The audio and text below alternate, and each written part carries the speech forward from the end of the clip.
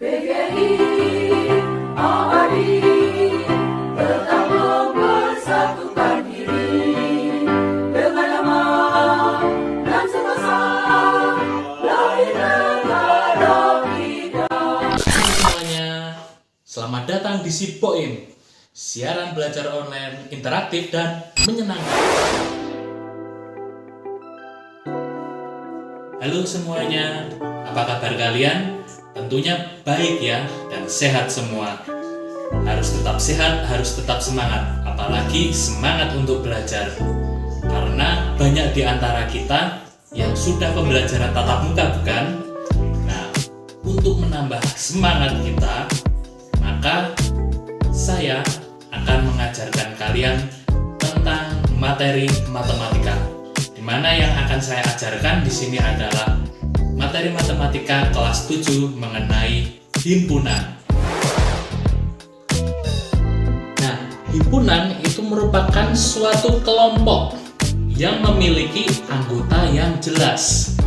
Nah, maksudnya di sini adalah tidak semua kelompok itu adalah merupakan himpunan. Loh, kok bisa?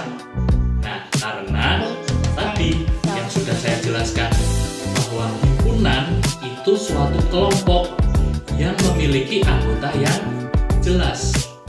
Kita tekan pada kata-kata anggota yang jelas.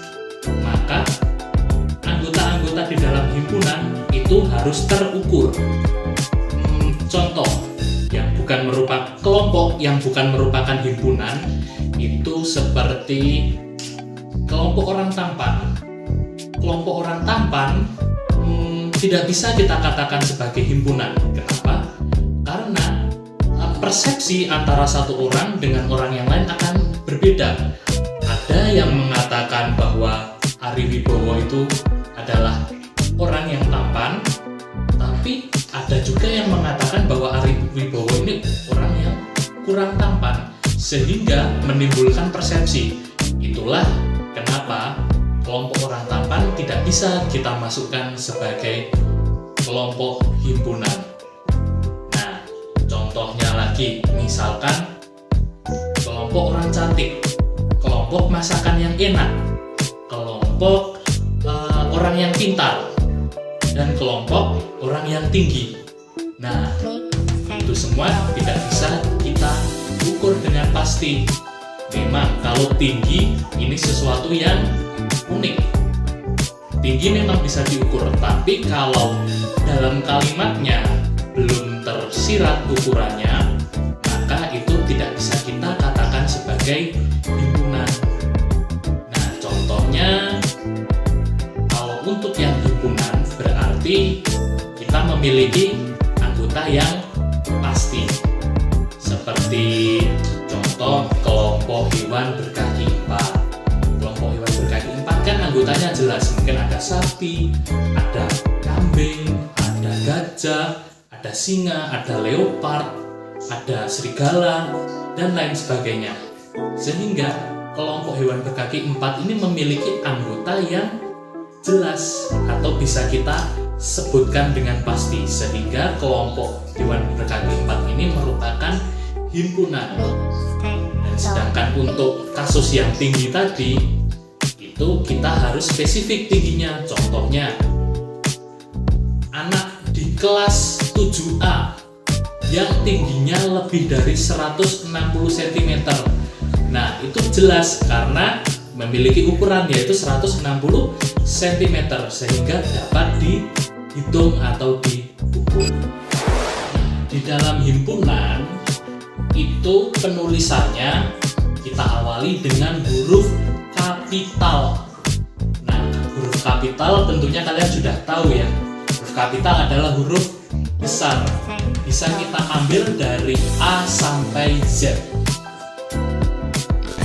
Nah, sekarang kita akan lanjut pembahasan kita tentang penulisan himpunan. Nah, penulisan himpunan ini ada 3 macam cara yang bisa kita pakai. Yang pertama itu adalah menuliskan kata-katanya. Yang kedua adalah kita mendaftarkan anggota-anggotanya. Dan yang ketiga itu kita adalah membuat notasi pembentuk himpunannya. Nah, langsung saja ke contoh. Misalkan saya punya kata-kata berupa himpunan bilangan asli yang kurang dari 10. Coba kita ulang lagi, bilangan asli yang kurang dari 10. Maka dari kata-kata tersebut bisa kita ubah ke dalam bentuk mendaftarkan anggota-anggotanya. Nah, kita lihat lagi tadi bilangan asli yang kurang dari 10. Berarti bilangan asli kita mulai dari angka 1. Dan kita lanjutkan 2, 3, 4, 5, 6, 7, 8, dan 9. Kenapa 10 kita tidak ikutkan? Karena tadi di keterangan adalah bilangan asli yang kurang dari 10, sehingga 10 tidak kita ikutkan. Kemudian itu adalah kita transformasikan lagi ke dalam bentuk notasi pembentuk himpunannya. Nah, yang namanya notasi pembentuk himpunan itu nanti kita menggunakan pemisalan. Nah, jadi pemisalan di sini kita biasanya gunakan X atau Y, tapi umumnya kita menggunakan huruf X, sehingga bisa kita tulis di situ X sedemikian hingga X kurang dari 10, di mana X elemen bilangan asli. Nah, elemen itu adalah menyatakan keanggotaan, di mana sudah dijelaskan di tadi bahwa bilangan yang sedang kita buat sebagai notasi pembentuk bilangan ini adalah bilangan asli. Nah, itu tadi 3 cara untuk menuliskan himpunan. Berikutnya adalah hubungan antar himpunan. Berarti hubungan antar himpunan ini kita akan melibatkan lebih dari 1 himpunan. Nah, di dalam hubungan antar himpunan ini ada 2 macam keadaan. Yang pertama adalah himpunan yang saling lepas, yang kedua adalah himpunan yang tidak saling lepas. Nah, kenapa bisa disebut saling lepas dan kenapa bisa disebut tidak saling lepas? Itu yang pertama. Kenapa disebut saling lepas? Karena anggota dari suatu himpunan dengan himpunan yang lain itu anggota-anggotanya tidak ada yang sama. Contohnya, misalkan ada himpunan A, itu merupakan himpunan bilangan ganjil, dan himpunan B itu adalah merupakan himpunan bilangan genap, sehingga anggota bilangan ganjil dan anggota bilangan genap ini tidak ada yang sama, sehingga dapat disimpulkan bahwa himpunan itu adalah himpunan yang saling lepas. Dan yang kedua itu adalah himpunan yang tidak saling lepas. Kenapa bisa dikatakan tidak saling lepas? Karena dari anggota himpunan satu dengan anggota himpunan yang lain memiliki anggota yang sama. Tidak harus semuanya, tapi beberapa saja itu sudah dikategorikan sebagai himpunan yang tidak saling lepas. Nah, seperti contoh mungkin A itu adalah himpunan bilangan prima dan B adalah himpunan bilangan ganjil. Nah, dari bilangan prima dan bilangan ganjil ini memiliki anggota yang sama, meskipun tidak sama semua, tapi ada yang sama, sehingga himpunan bilangan prima dan himpunan bilangan ganjil ini adalah tidak saling lepas. Nah, sekarang kita akan masuk ke materi berikutnya, atau materi inti dari pertemuan kita hari ini adalah tentang bagaimana cara menggambar diagram Venn. Nah, diagram Venn ini nanti bentuknya adalah sebuah lingkaran-lingkaran, di mana yang tadi kita pelajari ada himpunan yang saling lepas dan tidak saling lepas. Nanti gambar diagram Venn-nya akan berbeda. Nah, sebagai contoh konkretnya, lebih enak kalau kita cari bahan eksperimen di luar. Ayo ikut saya keluar.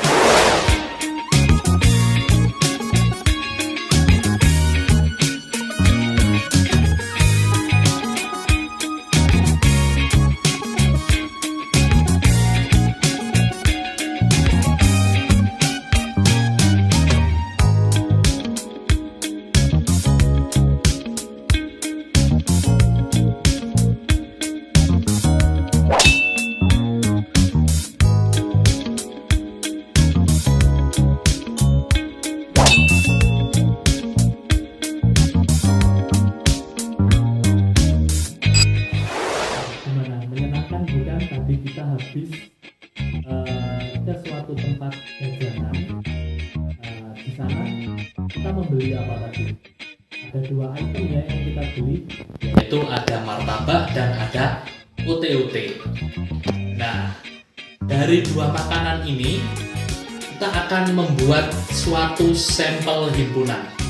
Jadi dalam suatu kelompok, saya misalkan saja ada 10 anak, yaitu bernama Jono, ada Joni, ada Banu, ada Adit, ada Niko, ada Domi, ada Nana, ada Sherin, ada Ais, dan ada Asya. Nah, di dalam kelompok itu ternyata Jono, Joni, Banu itu suka makan martabak. Dan Nana, Sherin, Ais, Asya itu suka makan ote-ote. Nah, sedangkan sisanya ada Adit, Niko, dan Domi itu memiliki perbedaan, di mana Adit dan Niko itu suka kedua-duanya. Adit dan Niko itu suka ote-ote dan suka martabak. Sedangkan Domi itu tidak suka kedua-duanya. Nah, dari data ini bisa kita buat kesimpulannya bahwa dari data tersebut, dari himpunan yang suka ote-ote dan himpunan yang suka martabak itu tidak saling lepas. Karena apa? Karena Adit dan Niko itu suka kedua-duanya. Adit dan Niko itu suka martabak dan suka ote-ote. Sehingga kalau tidak saling lepas, maka lingkarannya akan bertumbuh di tengah-tengah, membentuk irisan, di mana irisan itu nanti akan diisi oleh nama Adit dan Niko. Sedangkan yang di luar irisan itu, yang hanya suka martabak adalah Jono, Joni, dan Banu. Sedangkan yang hanya suka ote-ote itu adalah Nana, Sherin, Ais, dan Asya. Dan yang tidak suka kedua-duanya itu kita taruh di luar atau di semestanya. Nah, ini adalah cara membuat diagram Venn-nya seperti ini. Tapi kalau kalian masih belum jelas, bagaimana kalau kalian saya ajak jalan-jalan lagi? Mau jalan-jalan lagi? Ayo.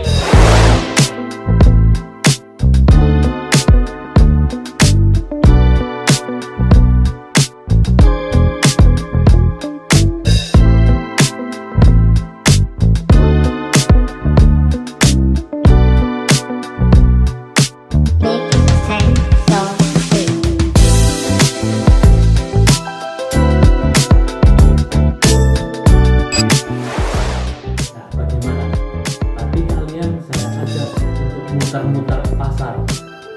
Pasar tentunya tadi kalian melihat Banyak orang berjualan. Nah, di situ ada yang berjualan bumbu-bumbu, ada yang berjualan lombok, ada yang berjualan tahu, ada yang berjualan ikan. Nah, di dalam pasar itu tadi kita juga menemukan banyak sekali contoh-contoh himpunan. Contohnya ada himpunan penjual bumbu-bumbu, terus ada himpunan penjual ikan, ada himpunan penjual bawang, ada himpunan penjual ayam, dan lain sebagainya. Nah, tadi waktu di pasar saya membeli bumbu-bumbu. Nah, ini jadi saya membeli bumbu-bumbu karena saya akan memasak suatu masakan. Sebenarnya bukan suatu deh. Saya akan membuat 2 masakan. Nah, 2 masakan ini akan kita buat ke dalam diagram Venn, yaitu mengenai anggota bumbu dasarnya. Nah, di sini saya akan membuat 2 masakan. Di mana masakan pertama saya akan membuat ayam goreng lengkuas, dan masakan kedua saya akan membuat ayam balado. Nah, untuk itu maka saya akan mengkelompokkan bumbu-bumbu dasarnya. Yang pertama, untuk ayam goreng lengkuas itu memiliki bumbu dasar bawang putih, bawang merah, lengkuas, jahe, dan kunyit. Sedangkan untuk ayam balado itu memiliki bumbu dasar yaitu bawang putih, bawang merah, daun jeruk, kemudian ada cabai dan serai. Nah, coba kita amati dari bumbu dasar kedua masakan ini.